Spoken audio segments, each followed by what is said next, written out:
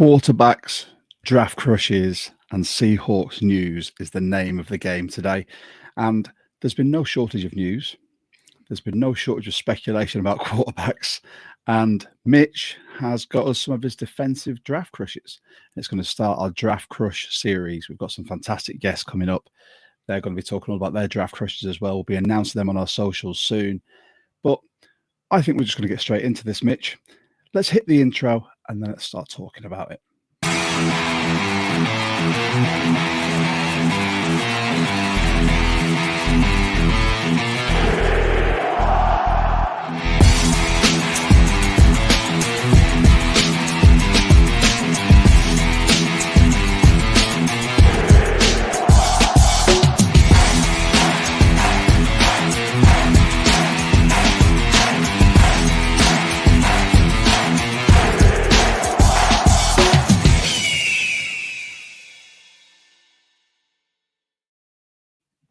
There we are, back at it again. 2 pods in 1 week, mate. That's how much news has been going on. Like we were saying, we'll try to do one a week in the off season. We'll start talking draft, and then the Seahawks just went and blew that idea out of the water, didn't they? So thanks, John Schneider. Thanks, Mike McDonald. We haven't got work or anything either. No. Thanks everyone for joining us earlier, by the way. It's nice that there seems to be a new thing every day as well, because it means that, go 2 days without podcasting and you feel like you're miles behind. It is absolutely relentless. Thanks to the lads, the members of our Discord and viewers, people from social media that are joining us. Good evening. Thank you, Jonas. Thank you, Ben. Thank you, Rich. We appreciate you guys, and anyone else who's joined us. By all means, get in the comments. Let us know what you think about what we're going to discuss tonight. So I've named this quarterbacks, draft crushes, and news, but I don't feel right talking about the quarterbacks first. I think we should talk about the news first. Yeah. So the news that's happened this week, for anyone who's been living under a rock, doesn't have social media, just relies on us. I'm not sure why you do that, or isn't a member of our Discord. The big news this week, obviously, we have released Tyler Lockett, DK requested a trade, and Geno got traded to the Vegas Raiders for a 3rd-round pick. And rolling on from that, the whole thing about Geno was he was looking for something in the market of 40 to 45 million, which would have put him in the top 10 earning QBs, I believe. Mm-hmm. And the reports coming out were that we hadn't offered that much. However, today, I saw something to the contrary, Mitch. Mm. Did you see it? Yeah, I saw that too. So apparently we had offered him something in the ballpark of that, whether it was incentive driven or, how obtainable it was.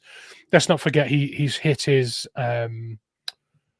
sort of pay structure ladder for bonuses every season he's been here, I think, or at least over half of them.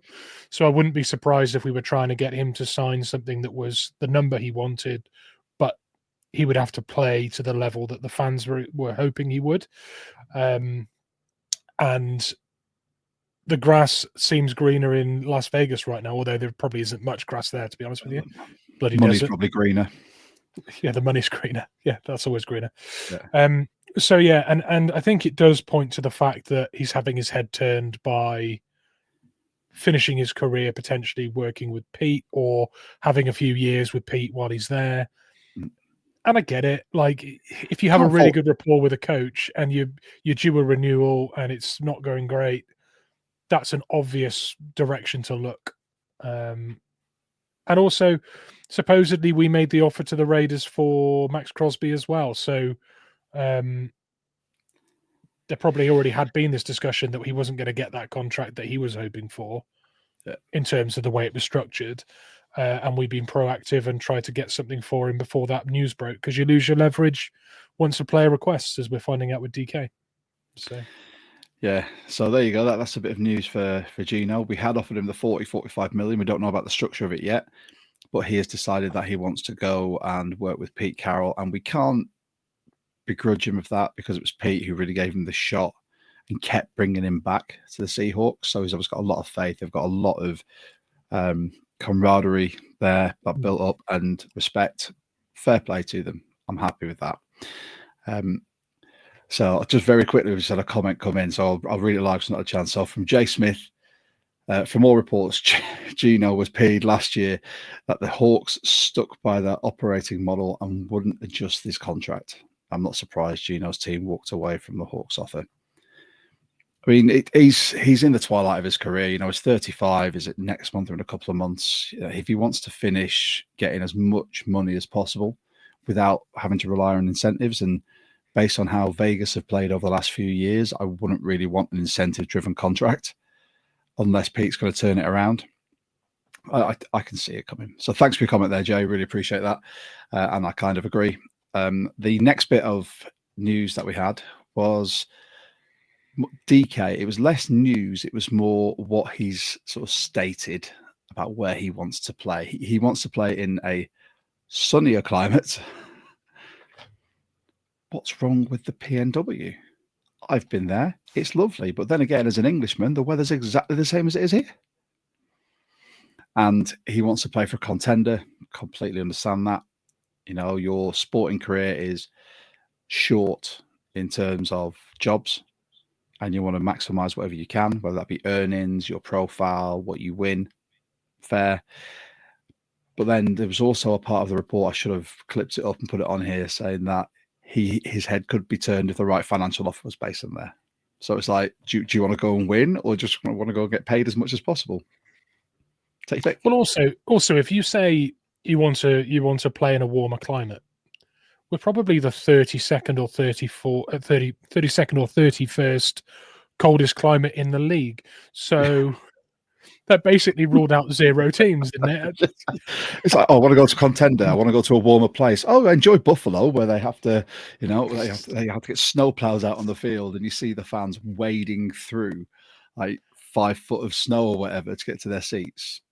No, just no. But if DK's if he is adamant on leaving, I think it's time that we all sort of prepare ourselves. And, if you've got a 14 jersey, treasure it, because someone else will be in it this season, possibly. Yeah. And we've had a few more comments come in, so I'll get to them in a minute. But firstly, the trade value of DK seems to have diminished. So we were expecting sort of a second and maybe a late round pick, and there was a lot of talk about getting a first pick next year. It seems like where he's at the moment, people are offering a third. That is his value, which I'm not entirely sure about. A second, based on his potential and what he can do in the right offense, I think is there or thereabouts. Seems so we drafted him in the second. There's a certain amount of lowballing, though, I think, with, we set our stall out with, we want a first and a third, reportedly. We're never getting that. Whoever trades for him is then on the hook for paying him. Otherwise, they'll lose that capital and the player. We've been in similar situations with Leonard Williams as well, where we did similar things. Let's not forget that Leonard Williams was in a contract year, and we got him for two day 3 picks, wasn't it? Or no, a day 3 pick and a day 2 pick. That's 2 picks, I know, but for someone with the track record he had of productivity, you could argue that Leonard Williams has been a more consistent performer at the highest level than DK has.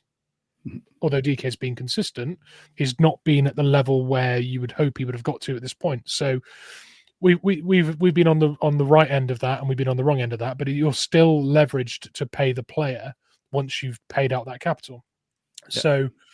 So we've asked for a first and a third. People are giving us offers of a third, and negotiating experience will tell you that you're going to settle somewhere in the middle, and I still think it'll be equivalent to a second round pick, or it'll be like a third, and maybe we swap like a 6th round pick for a 4th, so like a pick swap and a third. I think something like that would be, even if it was like next year we move picks next year and get a third this year, something like that. I think will be where we find ourselves settling. Yeah, I think as well, based on Mike Mack and he just seems really averse to drama. That's not his bag. He doesn't want to, have something lingering over his head. I think if the right trade, whether it's slightly lowballed, he'd probably just take it and be like, look, let's just move on. We want to get this done. They've already said they want it done before the draft, so we can at least get the draft compensation. So let's see what happens there. There's the baggage you get on field as well with DK, which he probably wants rid of too. Let's not forget that. So it does project as a situation that will be easier for him to manage across the board. And then there's the cap that allows him the flexibility to sculpt this off season. So there's benefits outside of the draft capital. Yeah, 100%. We've had some comments come in, so thank you to those that have come in. We really appreciate them. I'll go through them quickly before we move on. So, crikey, where do I start? Thank you so much, by the way. I've got a lot of reading to do now. There is a bunch. So, Jay, just off the back of his last comment, based on all of that, I think John did the right thing to trade him. So, talking about Gino for what we could get. Mike Mack has been adamant that he wants players that are all in on football and want to be in Seattle. Couldn't agree more. No drama. People are all football and all about the Hawks. Jonas has said, how do we feel about the compensation? A third initially sounded great, but it's 92. So a borderline fourth, which is a bit disappointing. You get what you can. There's always been two camps with Gino. And I think one of the Jay's put a comment in there about saying he's a top 10 quarterback. I think Gino is a very situational quarterback. Undoubtedly, he had the talent coming out of college, but it didn't show itself in his early days in the league. He's had time to mature and do whatever, but there are a number of QBs I would put above him. So let's talk. Mitch, you and I worked in sales, okay? If it gets to a point where you have to negotiate with someone and it becomes too much of a ball ache, just constantly, at what point do you just go, nah, I'm done. Just take this and leave? Because if your starting QB is becoming that ball ache, you're going to go, yeah, fine. Out of our confidence. If you genuinely get the idea that he's thinking of being elsewhere, that's the key player that you need to lead on your roster.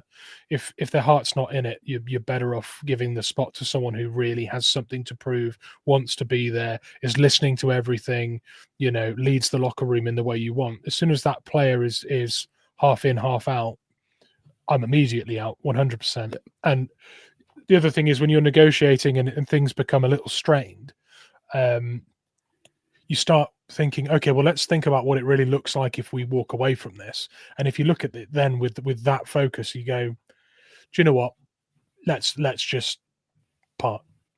Yeah, I think this, like Jay just put it there, he's hit the nail on the head. I think a third round pick for a 34-year-old quarterback who's had 3 good seasons in his career borders on a steal. You were never going to get more than the third, in his opinion. And he has caveated by saying, don't take his comments wrong. He'd still think this Gino was a borderline top 10. Jay's got a lot of opinions on Gino. Lastly, on the Gino trade, many have bemoaned, fantastic word of bemoaned, use of bemoaned, that we've been stuck in a mediocre middle for too long. I think Gino trade makes it likely that will change this year, and he's preparing for a down year. I think you would have to be completely off your rocker to expect us to bring in another QB, which we'll talk about soon, and go, yeah, but we're gonna win the division. We're gonna go, to the NFC Championships or anything like that. This is still building. Mitch and I. How long did we say this rebuild was going to be under Mike Mack? I expected us to go further than the first game of the playoffs within 3 years. Yeah, and we nearly got to the playoffs in the first. So we're on track by my own timescale. Yeah, it's perfect. So I'll just go through the last another couple here. So 009 Armo. I think that's Ben, by the way. Yeah, I know. I was going to say, I'm sure the Seattle Seahawks Vegas edition is tempted to get as close to win now mode as possible. I mean, realistically, how long is Pete Carroll going to be there? What was was it a 3 or 4 year contract he signed? I think it's just going to be, what can you do in that time?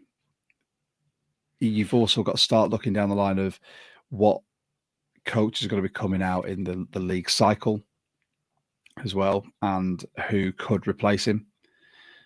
And how long will Pete want to do it? Because how old is he now? 70. He's old. Something. He's basically he's dust. Like, I love Pete, but he is old as sin. And it's like, how, as a sports coach at 40, I clocked myself doing like 15,000 steps yesterday up and down the sideline, and I was shattered.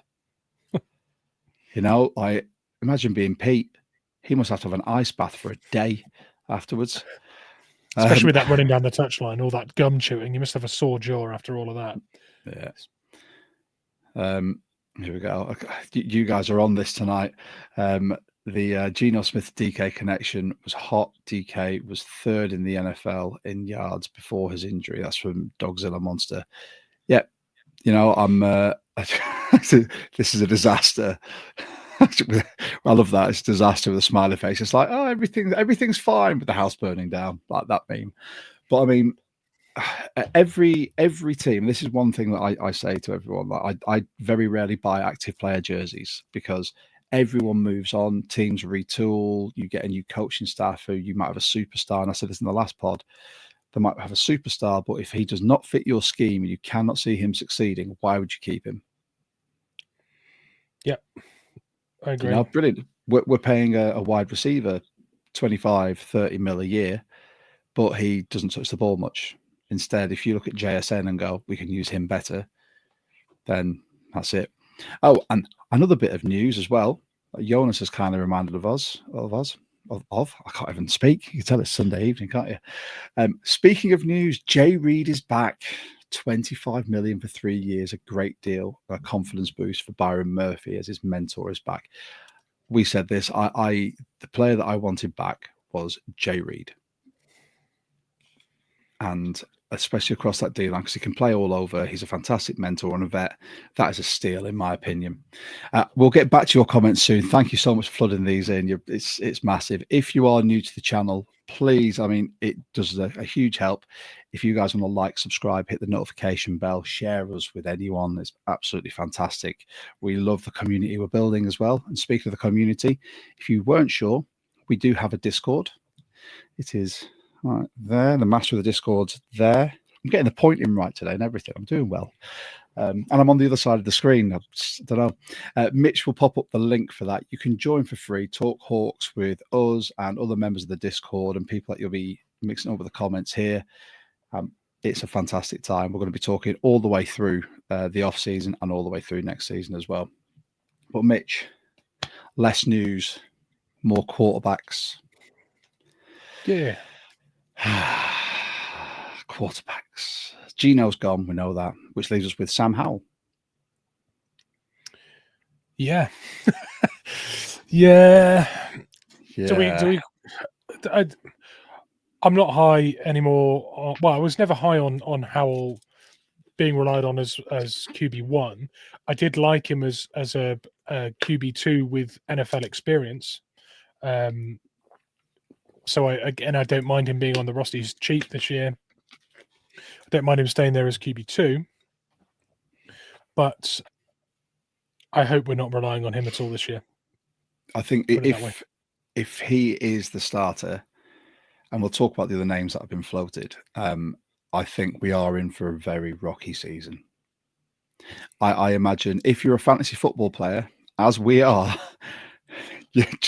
and Jaron Hall. Sorry, forgot about that. Another was the Vikings cast off. If you're a fantasy football player, just draft our running backs because they're going to get so many touches of the ball. They're going to get it with Kubiak's, with Kubiak's offense anyway. But if we've got Sam Howell at quarterback, then it's going to be run heavy anyway, even run heavier. So the names that have been floated: Sam Darnold. You know what? I'm not even going to list them. Let's just start with Sam Darnold. Mitch, give me your opinion first. I'm pretty sure there's going to be a few opinions that fly into the comments on Sam Darnold. But what's your opinion? I don't mind Darnold. What I don't like is what we're probably going to have to pay to get that done early in free agency. I think we'll be paying the same sort of money we were paying Geno. I think we'll get a similar level of production, but albeit in different ways. And the age profile suits me better.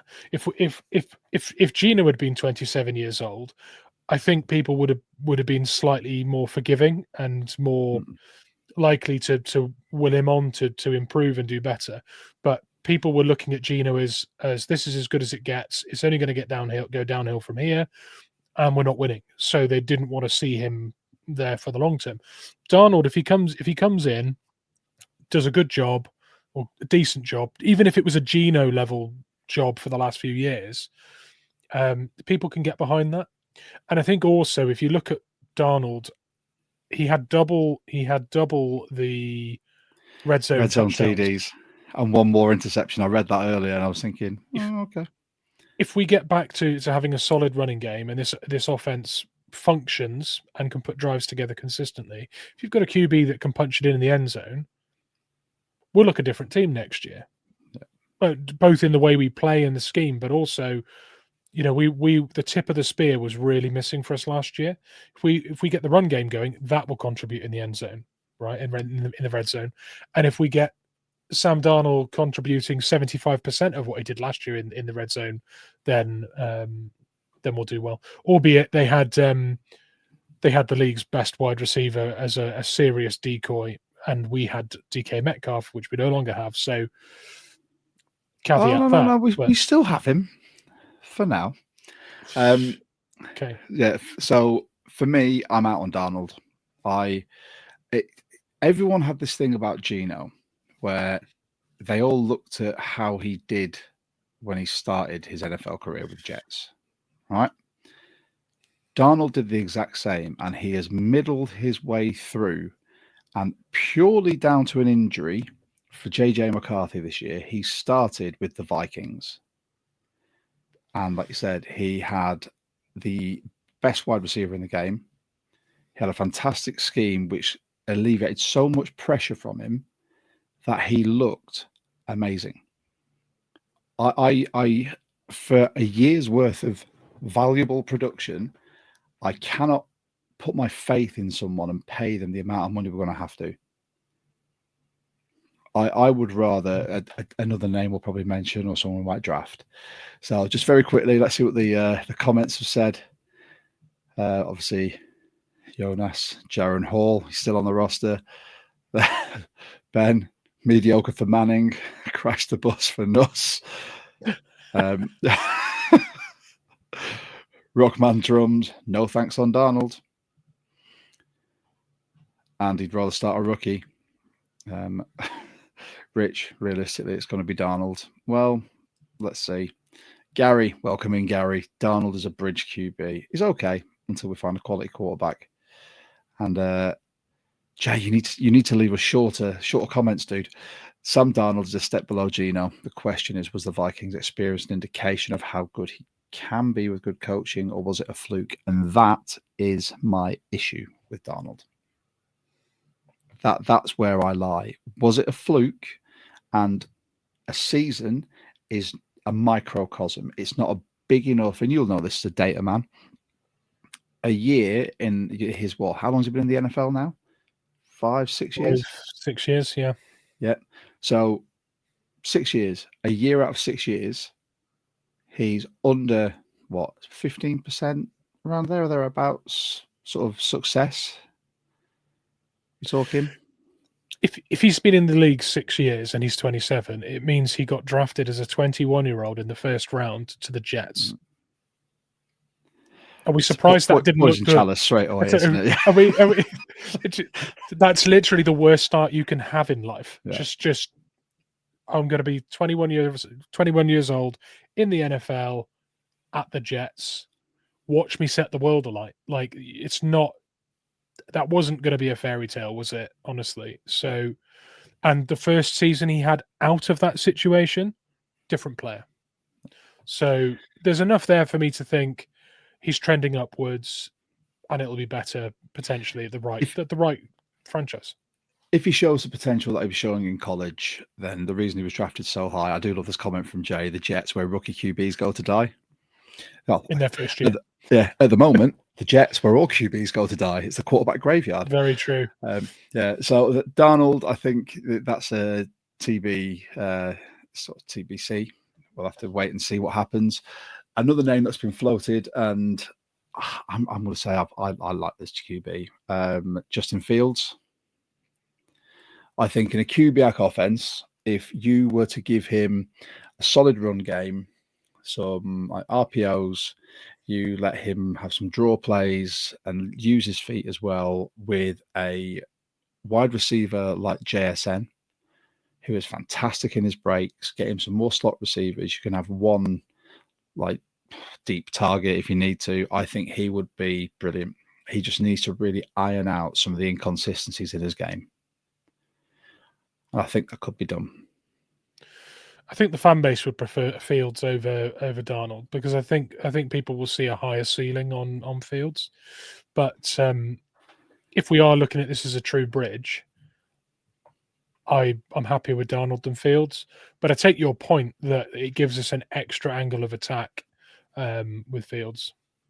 But yeah, not for. I know there's a lot of people that are out on him. Jay's one. I'm not going to put your other comment up, Jay. Yeah.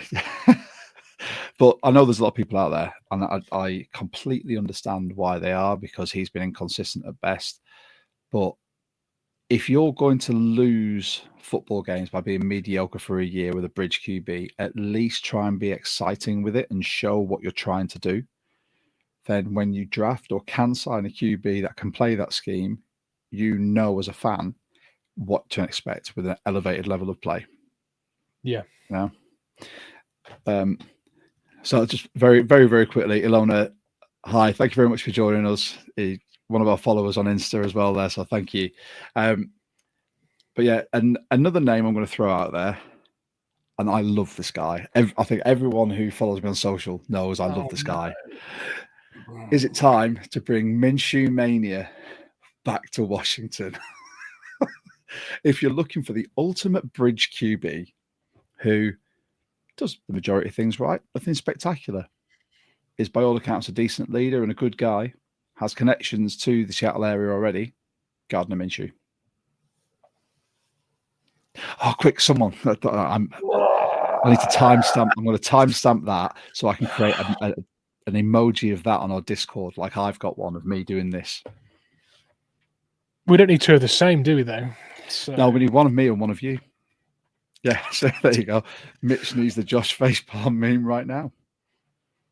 Yeah, it's not for me, the Minshew thing. But hey, I do acknowledge the fact that this could be a find a bridge QB in free agency and draft someone. So depending on who we draft, that could be fine, I guess. But I love everyone. No. I'm far less enamored with that than you are, I think. For me, it's less the QB, it's more the guy, because I'd love to have a beer with the guy. I think he'd be so entertaining. I'm not saying that he's a fantastic quarterback by any stretch of the imagination. I think for Vegas, he held up his end of the bargain, to be the bridge QB so they could find someone. Richard, I'd rather an actual Gardner than have Minshew. Okay, so Minshew's a no. Thank you very much, chat. I'll just get back in my box. All right, I'm going to do one last one, because we could talk about who we're going to draft QB wise, but we've got a whole series of draft crushes that we'll be able to talk about some of those with. True. I'll compose myself here, because I have a feeling the chat will get flooded. Oh no, Aaron you're not Rodgers. Oh, okay, fine. Who do you think I was going to say? Jimmy Garoppolo. Although Aaron Rodgers isn't necessarily much better than that. Handsome Jimmy or Aaron Rodgers. So I would rather, and obviously we're a clean pod, so I will not swear, but I would rather SH1T in my hands and clap than have Aaron Rodgers anywhere near a Seahawks uniform. I despise the man. He is a poison now. He is far too big for his boots. Think he is a football team. If anyone brought him in, even if it was, I would bring him in, we'll get Devontae as well, I wouldn't care. I would not care. That the man needs to be out of the league, and any organization that takes him on now have basically signed their own death warrant. They will have a mutiny on the roster. The fans will not. They'll all expect to have A-Rod of 6 years ago with the Packers, and what they'll get is this pale husk of a man who spends his off season in a darkened cave high on peyote, and seeing hearing colors and seeing sounds. No. Yeah, I agree. I couldn't agree more. I'm getting spammed on Discord here. Let me turn that off. We hear that coming through. I was going to say, people talking about your Minshew comment on our Discord. They're going wild. Just, you could always mention it in the comments, guys. That's what we're all here for. Massive thanks for. I love the fact that as soon as I mentioned Rodgers, we've got straight away. So, chopping fanatics, totally agree. Jay, amen. Aaron Rodgers is toxic. The Hawks' own rundown boys, welcome in. He also sucks now too. So what's the point? True. Rich, yeah, keep Rodgers away. Jay, I don't know if I can entertain Jay's comment here because he talks about Kirk Cousins. Well, it's an option. We could touch on it. I wouldn't hate Cousins. It's on a level with Darnold for me, but I can't stand him. I struggle. Yeah, I struggle. It's the most boring quarterback in the league. You could go from toxic, sleeps in a darkened cave, Aaron Rodgers, who I can't stand, or you could go to Kirk Cousins, who he's too boring and bland for me to not stand. He's just a meh. If someone mentions him to me, I go, meh. Okay, very quickly then, before we move on. If you were to tier these three scenarios from one being worst to third being less worst, less worst. That was fantastic English. So for all of our American viewers, we are actually English, and it is our native language. I promise you.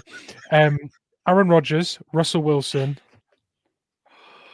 or Darnold.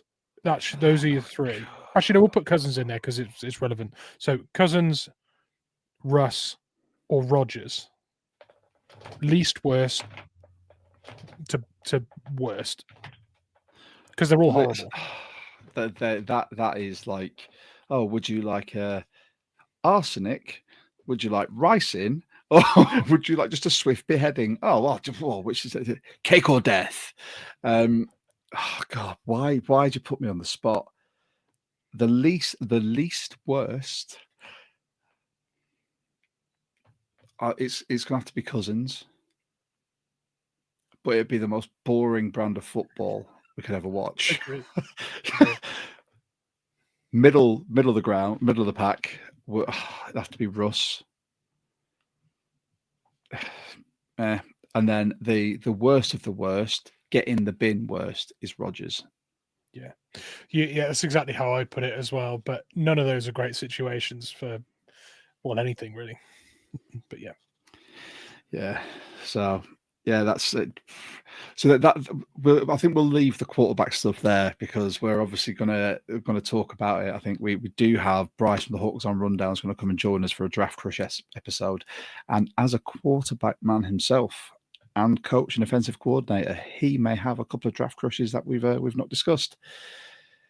But I just want to say again, thank you so much everyone for joining us. We love having you guys in the comments. The interaction is what keeps us going and keeps us doing this. So again, feel free to like, subscribe, hit the notification bell, and you can join us for every future pod.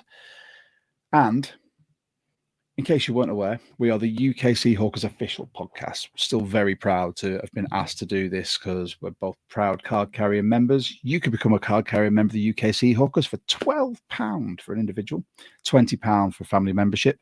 I do apologise. I don't have the currency conversion for the US. But if you are outside the UK, it's £5 per person for the stash that you're going to get. You get access to our meet and greets, our meetups, which we've got one coming up, which we'll talk about.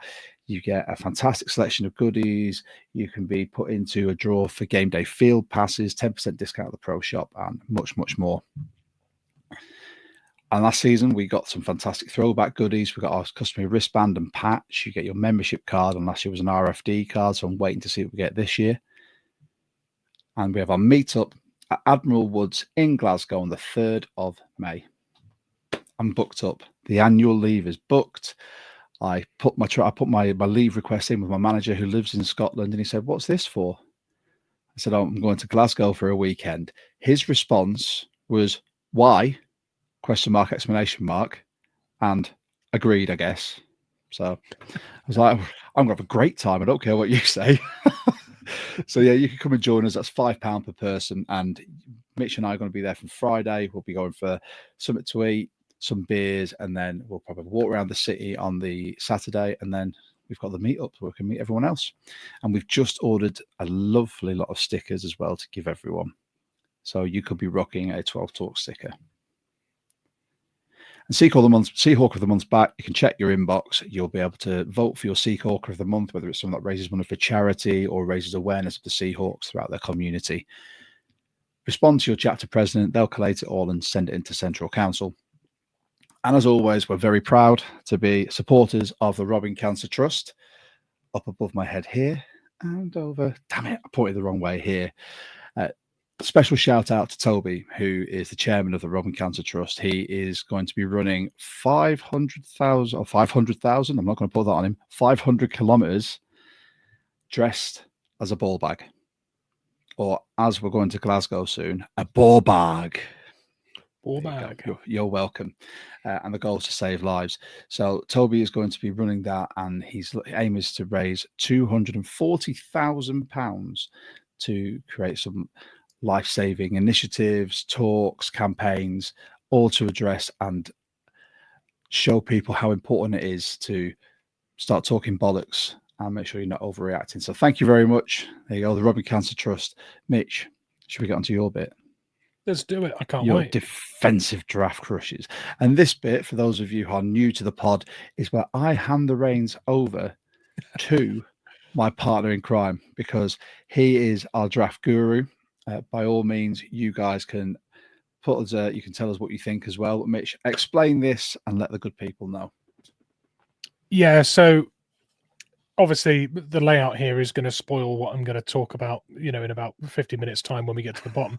So feel free to have a little browse, and if you want to pull up any websites where you can have a little look yourself, go right ahead. But I'll start from the top.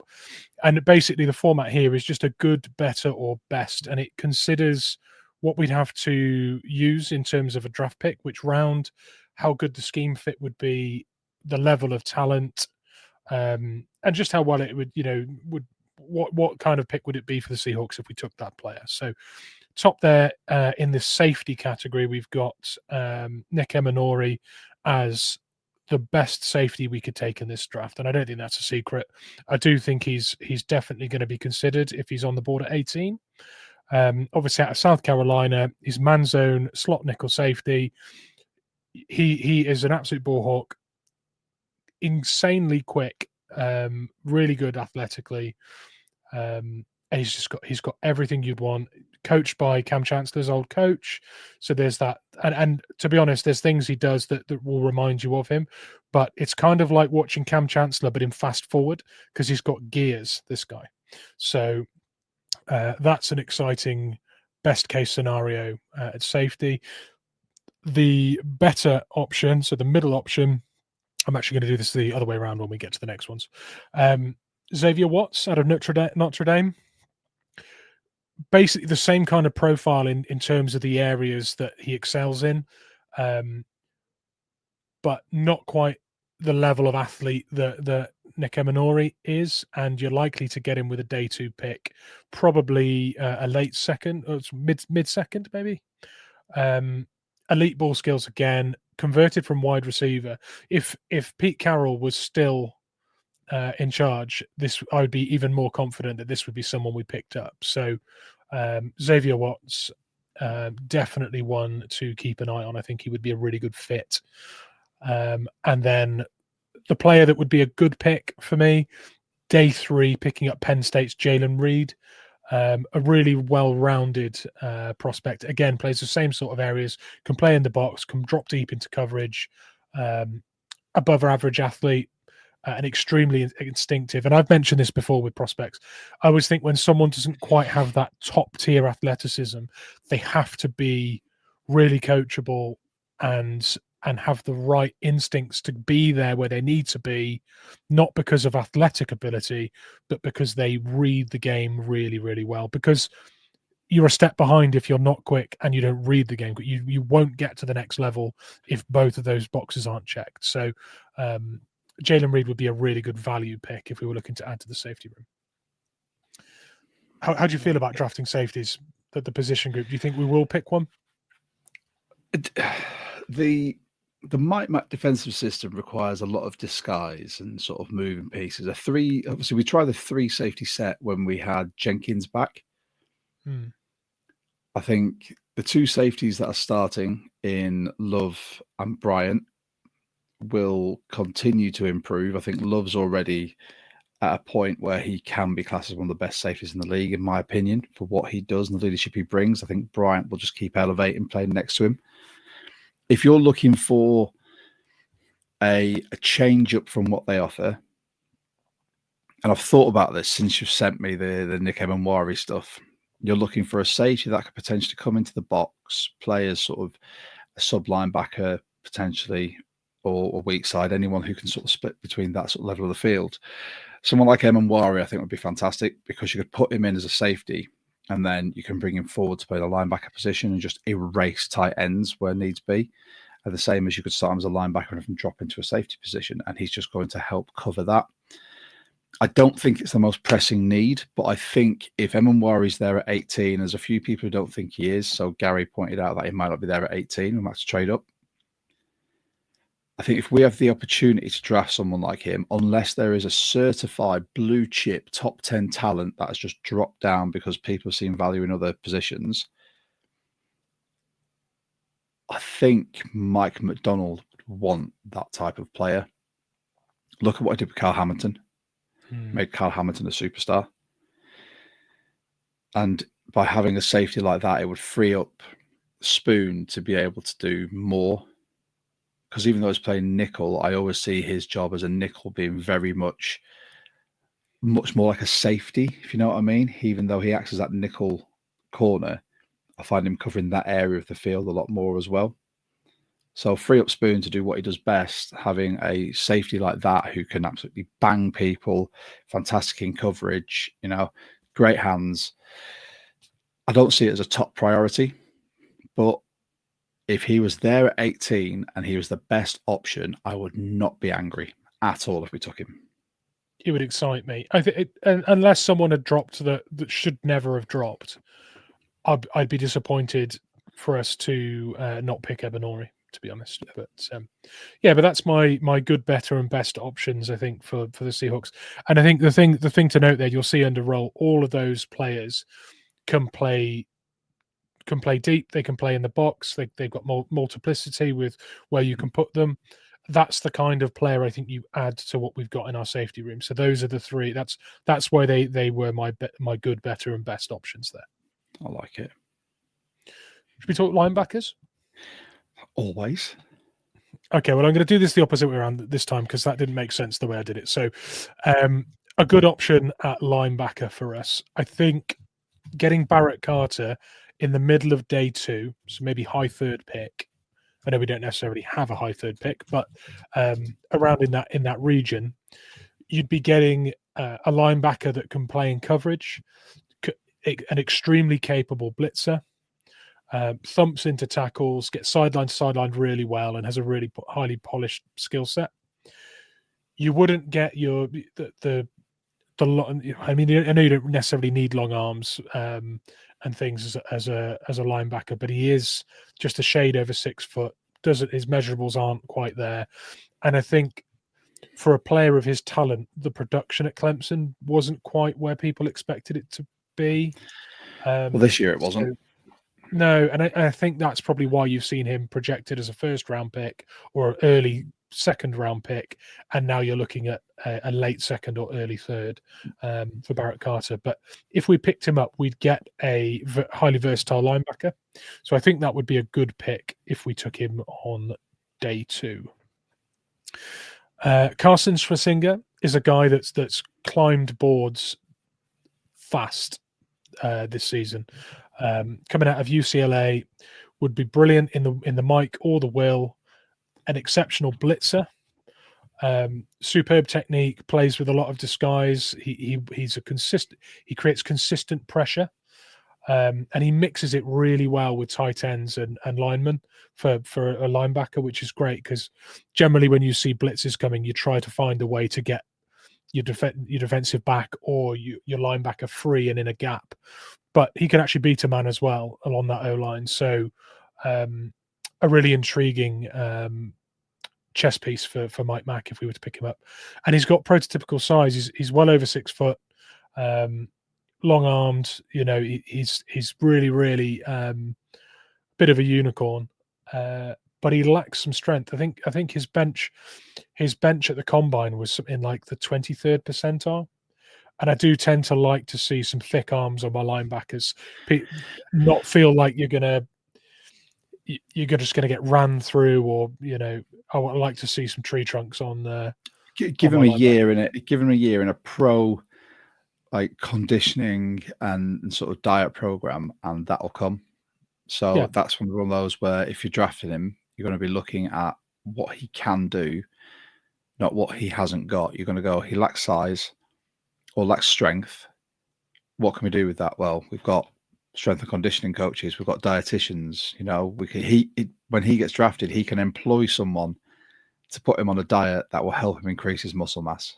So, and that's the thing when you see a negative against a prospect, if it's something that you can fix without it needing to be a coaching thing necessarily, or a trait that they've got or a bad habit, that's literally something that, like you say, the weight room and a good program will fix. So mid day 2 could even go early or mid second round. I think proper prospect and really exciting. The only thing you can't fix is size or height, unless you're going to put blocks in their cleats. So that's where like Barrett Carter being a little bit small. But then if you're a good coach, you can then look at that and go, how else can I use you? How can I utilize? And how tall was Bobby Wagner? Because he's not the tallest. I want to say he was about 6'1", 6'2". Like, chat, if anyone knows, like, get on Google, let us know. I'd be surprised if he was bigger than 6'1", which looks a lot like the build that Barrett Carter's got currently. So maybe I'm making a mountain out of a molehill there. Jalen Walker would be my dream linebacker choice, and I think a lot of people have. There you go, 6 foot. So Barrett Carter's a shade bigger than Bobby. So what do I know? Jalen Walker is a serious player, and I promised Jonas I'd also mention Jihad. Is it Jihad Campbell? Jihad Campbell. Well? Yeah, Jihad Campbell, because you put the two of them side by side in the profile of the player and the talent, and it does match up really similarly. So Jalen Walker, we'll call this Jalen Walker or Jihad Campbell as the best option at linebacker. And you can see there I've put Mike, Will, or Sam and Blitzer as the role. He can play anything you would ask a linebacker to do, and he's a true game-changing defender with great multiplicity. You can move him around everywhere. Think Micah Parsons when you think about those two. Really is as accomplished a skill set as you could hope for. I don't necessarily think he falls to 18, but I think the chances of Nick Emanori or Jalen Walker being there at 18, one of the two, is a lot more likely. So, yeah.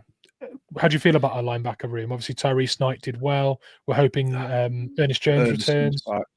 I think with the amount of cap space we have now, if we cannot give the man who transformed our defense mid-season into a functional unit a contract that is worth him staying in Seattle for 4 to 5 years, then I'd genuinely be wondering what they're doing.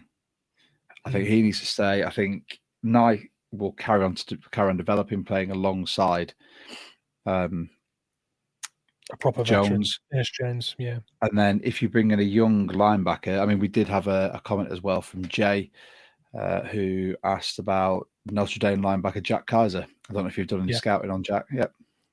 I like him. I like. Yeah, I mean, in that good column where I put Barrett Carter, there is a bunch of players that I think their stock's fallen, but they're still highly polished, and he's definitely one of them. I've got a lot of draft crushes this year in the linebacker room. I've mentioned Francisco You Mario. love a linebacker. Yeah, Francisco Mario out of Miami, I think is brilliant. I really like Damas Johnson. I like Smile Mondon. I like Danny Stutzman. There's a bunch that could come in and rival Tyrese Knight for his starting spot. Give him, run for his money. So, yeah. Linebacker wise, I'd probably like to see us spend a day 2 on it. Oh, not a day. Yeah, second round, definitely. Yeah. Because if we're going to get say an Emanwari or someone who's top 10 talent who's dropped down, or we're going to look for someone, maybe a wide receiver if DK goes, because we're going to need a top tier talent there. If we don't sign in free agency, then with our second round pick, I'd be looking for a linebacker, the best possible linebacker available to fit this scheme. And that's the key point for me, I think. Yeah. I love Barrett Carter. Yeah, I love Barrett Carter. I said this last year, and then obviously he went back into college. But I think he's fantastic. I can see him being a Bobby Wagner-esque player within after his first year. Jalen Walker, I think he'll be gone. That's the only issue I see with that. He might be one of those players that will be gone before he comes to us. Well, just one thing I'll add in. Look back to, I know the draft looks very different to how it looked last year. In fact, this year's draft, especially in the first round, looks fairly unique. But it took a long time for a defensive player to come off the board last year. So I can't imagine lots and lots of teams picking another offensive player high if they did that exact same thing last year. Teams do tend to sort of chop and change from one to the other. So the best defensive players in this draft, I mean, there are some right at the top of the board, the Mason Grahams and the Abdul Carters that are likely to go top 5. There will be a run on defensive players early. But I like the idea of, I like our chances of getting a Jihad Campbell or a Jalen Walker or an Emanori.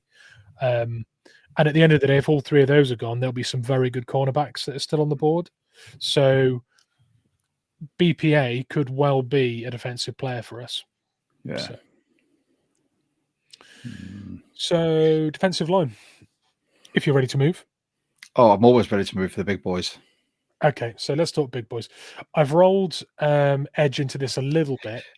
Rather than having 5 categories, I thought I'd roll D-line into linebacker. Plus, we've already talked about some blitzing linebackers and things in the linebacker category. So a good option. I've put Kenneth Grant as a good option, and there'll be people that are sat there that really, really like Kenneth Grant. And if you're going to get him, we'd need to use our 18th on him. I do think he'll be there when we pick. We like Michigan. I like predicting a staking Michigan players. Oh, could this be the three-peat? But I don't. But I'll tell you why I don't think it's Grant. I think spending a first-round pick on a player that's likely to play nose, and I know we did that last year, but Murphy's never going to stay at nose. Yeah. Picking Kenneth Grant to play nose for us, I just don't think nose tackle's a big enough need for us to use that pick when there'll be players falling to our 18th pick. We'd love to have him. He'd improve us no end. Honestly, it would be amazing. It'd be great for Murphy to have someone else double teamed on that line. Wasn't it the other week when you were waxing lyrical about him? I still will about the level of talent and the impact he would have. I just don't know whether our 18th pick wants to go on a nose tackle with so many needs on the roster. That's where I am. It's just we're going to miss this boat because someone else will value that more than we do at this moment in time. Well, but just to carry on. What were you going to say? I was going to say we just had a good comment coming in again there, just saying I don't think Grant. I don't think it's Grant with us spending that much on Jay Reed either. Yeah, no, that's true. And when we look at the next 2 players I'm going to talk about as well, it's going to really the comment about Jay Reed's going to become even more prevalent because Tyler Williams from Ohio State is my next player. So this is the better option. taking him early on day 2 would give us a 3-tech defensive end that could also play as a defensive tackle as well. So you've got that versatility. He's got the perfect size. They say the sweet spot for defensive end in the league, especially if you're playing as a 3-tech, is about 6'3" and about 315 to 330, somewhere in there. If you can, but only if you can move at that weight and still be explosive. And he does exactly that. Perfect size, elite athlete, edge setter, freakish strength and speed for his size, and highly versatile was what I've written there in my description. So Tyler Williams would be a better option for us because he'd give us that, that multiplicity of being able to move him around. With Jaron Reed coming back, Jaron Reed's a really nice comp for the kind of player, although I think athletically Tyler Williams is streets ahead. Yeah, I always like when you have your descriptions and you just put freak in there. Well, I can expand on that. Yeah, Jay Smith mentioned that he thought 3-tech was a DT. It is, and it's so scheme dependent. I mean, we played 3-man bear front for a couple of years, and they are essentially defensive tackles. But a lot of the time, they'll be mentioned as defensive ends because they can play on the edge of a 4 as well. I mean, I've put there 3-tech defensive end and DT, but realistically, I should have put defensive end DT because the 3-tech kind of is irrelevant if you play in both spots. But yeah. And best option, Josiah Stewart, again, Michigan. I'm putting my eggs in the Michigan basket here. It served me well in the past. So again, midday 2 here. Josiah Stewart's an interesting one because often when you see a guy that can play as like an outside linebacker or a true edge or a defensive end, that versatility means you're usually not a true master in any one of the positions. You kind of spread across a lot of things, but he's got all the moves. You'll see him ripping, spinning.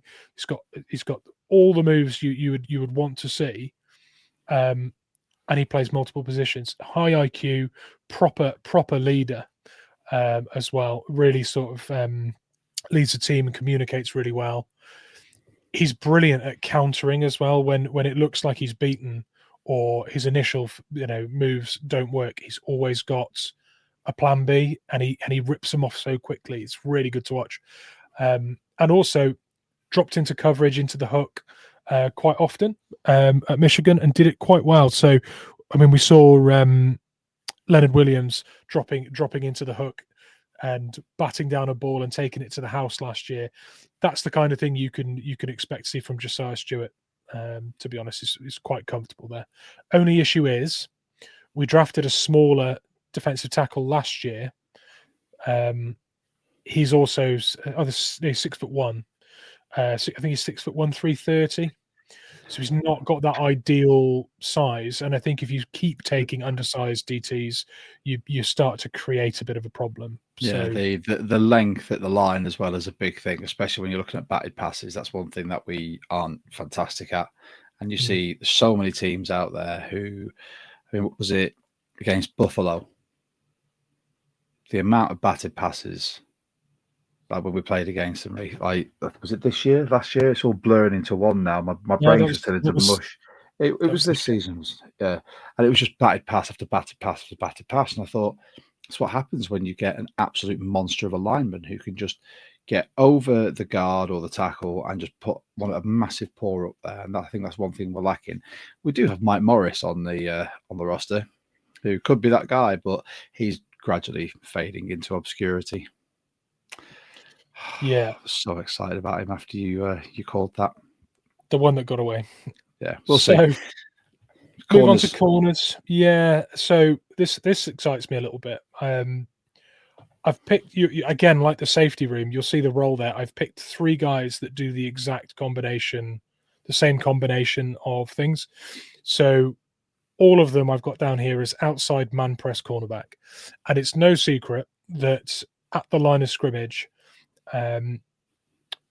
Reek Woolen was getting beaten immediately and was having to rely upon His athletic traits to bridge the gap in technique and physicality. Now, all of the three prospects I'm about to mention excel at the line and are man press quarterbacks. So, starting with a good option, Benjamin Morrison out of Notre Dame. I really like him, and when you again, I don't want to pick on Reek too much here because I've really enjoyed what we've had with him, and the highlight reel. But imagine a guy that doesn't get beaten at the line in press coverage, shows great route recognition, processes the game really well, and is an athletic 6'3" corner with really long arms as well. Again, if Pete was still here, he'd be licking his lips if Benjamin Morrison was there. Apart from the fact that he's not a day 3 pick because he loved the diamond in the rough. But Reek often got behind because of those factors. You know, he was getting beaten, didn't have the experience, hadn't had that many snaps in college, playing corner, was beaten in many ways and had to rely on athletic traits. This guy doesn't necessarily have the athletic traits, but he'll be one step ahead and won't lose initially. So just a stickier way early in the snap to defend, and I really like it. So early day 2 is the projection there for Benjamin Morrison out of Notre Dame. Darian Porter, I really, really like Darian Porter, but there is a caveat in there that you're going to hate. So unbelievable athlete, bad in run defense. Have we seen this before? We've seen this before. However, there is a reason I've put him here as a potential Reek Woolen competition on the roster, and that is the instincts, the IQ are unbelievable. And it harps back to what I said about Jalen Reed, the safety. If you've not quite got those athletic traits and that athletic prowess at college level, and you still make it and get projected as a day 2 pick, you have to be insanely polished and extremely coachable. And he looks every bit the part. So Darian Porter out of Iowa State, I think would be an upgrade on Reek Woolen immediately, and would start on day 1 in the NFL. We all know my feelings on Reek. Anyone who's tuned into this pod long enough, so I'll be up for any upgrade. And then this would be probably the cream of the crop for us. Azariah Thomas. Sorry if I've butchered that, but I'm pretty sure it's Azariah Thomas.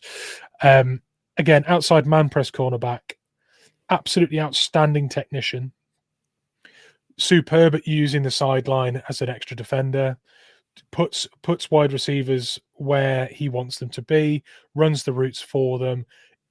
One of the most insanely sticky corners you'll ever see. If anyone comes away from this pod and wants to go and watch a few highlights and see something special, check how sticky Azariah Thomas is for Florida State.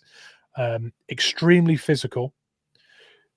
The one caveat is he ran the 40 in a very close time to our very own Kobe Bryant, and that worries me slightly because that to me sounds like it might be someone we put in the nickel if he can't compete with speedy wide receivers, or it might be one where some games he'll play the majority of his snaps on the perimeter, and then games where we play faster speedster sort of wide receivers, he plays more in the center of the field. But honestly, he is a magnificent player, and if it wasn't for the speed, I'd say top 15 pick in this draft. It's the one thing that doesn't project well at the next level, and it's the only real mark against him, I think. But Florida State's Azariah Thomas is a brilliant corner.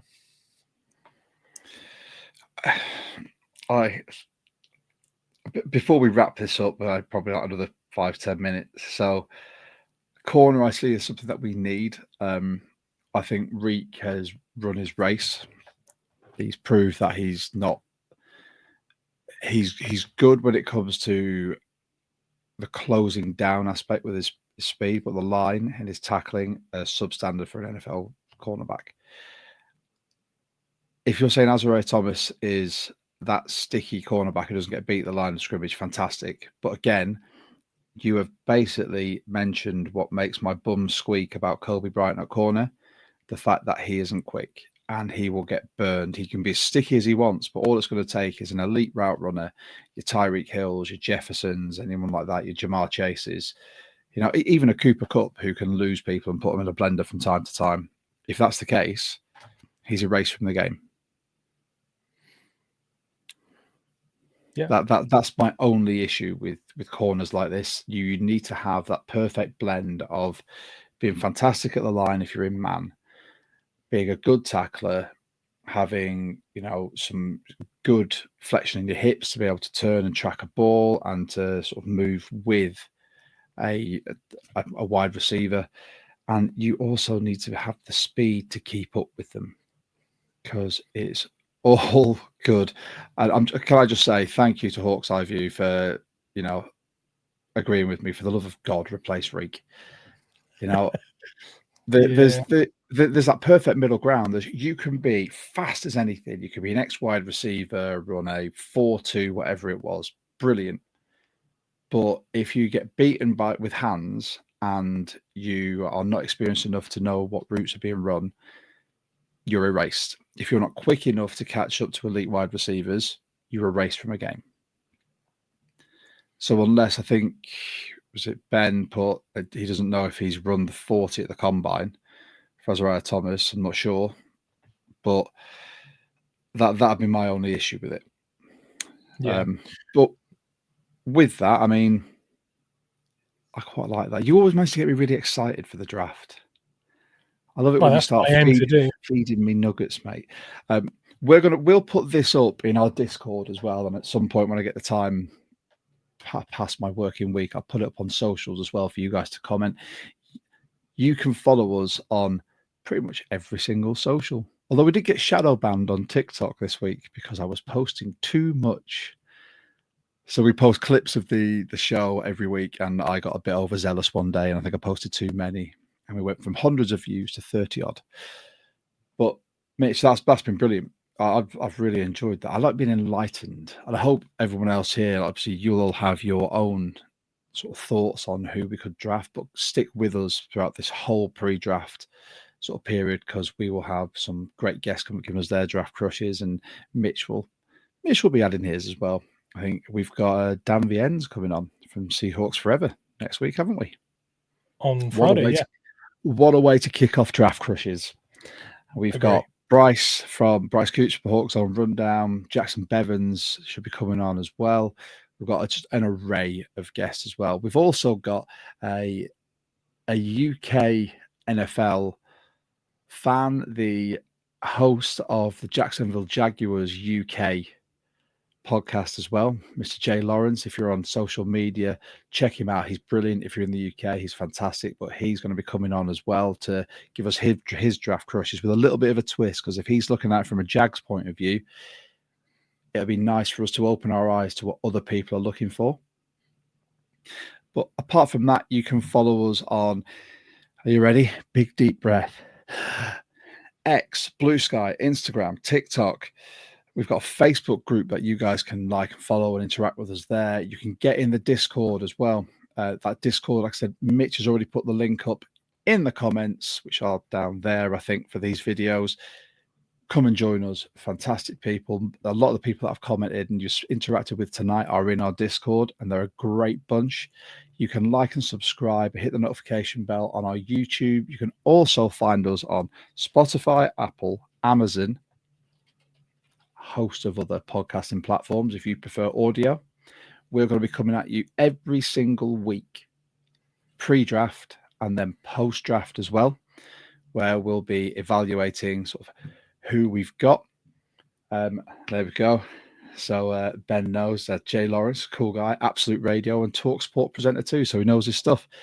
But every single week we're coming back. We're looking to host with our Discord members a live pod through the first round of the draft, and it'll be a live party pod.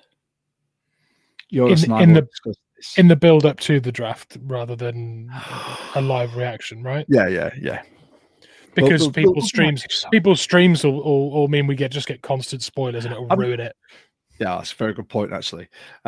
But yeah, we'll be going live. We'll be having a bit of a party, getting some drinks going as well, which will be quite nice. I'm going to challenge members of our Discord and anyone joining us to see who can bring the fanciest drink. Oof.